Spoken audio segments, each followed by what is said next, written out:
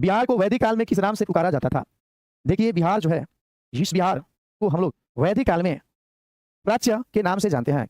वैदिक काल में प्राच्य के नाम से जानते हैं। तो इसका जवाब जो होगा वह आपका क्या होने वाला है? वैदिक काल में। किस काल में? वैदिक काल में। आपसे क्वेश्चन दे देगा मौर्य काल के समय, गुप्त काल के समय बिहार को किस नाम से जाना गया है। तो आगे क्वेश्चन है तो उसको हम लोग देखेंगे अगले क्वेश्चन में। तब तक यहाँ पे हम लोग देखें कि वैदिक काल में बिहार को क्या कहा गया है? प्राच्य। बिहार को प्राच्य कहा गया है किस काल में? वैदिक काल में। नेक्स्ट क्वेश्चन को हम लोग देखने वाले हैं। बिहार को मौर्य काल में किस नाम से जाना जाता है? देखिए वो मौर्य काल में, देखिए कंसेप्ट आपको बताया ना, वैदिक काल, उसके बाद कौन सा काल? मौर्य काल। बिहार में मौर्य काल में बिहार को मौर्य काल में किस नाम से जाना जाता है? तो बिहार को मौर्य काल में जो नाम दिया गया था वो आपका मगध। मगध। बिहार को मौर्य काल में, बिहार को मौर्य काल में मगध कहा गया। क्या? मगध से नाम से जाना जाता है आपका बिहार।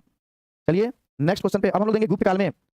बिहार को गुप्त काल में किस नाम से पुकारा जाता था? देखिए यह तीनों जो होता है कंफ्यूजन हो जाता है जब एग्जाम में आप सेट रट के जाइएगा तो यह क्वेश्चन बनने वाला नहीं है, क्योंकि कभी आप सेट में बिहार को प्राच्य मारे हैं, कभी आप मगध मारे हैं, तो आपको एग्जाम हॉल में यह कंफ्यूजन पैदा होगा। इसलिए जो क्वेश्चन अभी दिया गया है एक सीक्वेंस के अनुसार बताया जा रहा है। वैदिक काल, मौर्य काल, गुप्त काल। तो वैदिक काल में प्राच्य देखे हैं, मौर्य काल में मगध देखे हैं, और गुप्त काल में भी इसे क्या कहा गया था? मगध कहा गया है। बिहार को गुप्त काल में किस नाम से पुकारा जाता था? तो बिहार को गुप्त काल में मगध के नाम से ही पुकारा गया है। बिहार को गुप्त काल में किस नाम से पुकारा गया है? तो बिहार को गुप्त काल में जो है वह मगध के नाम से ही पुकारा गया है।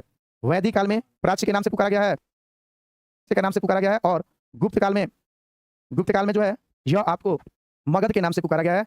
मौर्य काल में भी मगध के नाम से पुकारा गया है, जबकि हम लोग देखेंगे कि वैदिक काल में इन्हें प्राच्य के नाम से पुकारा गया है।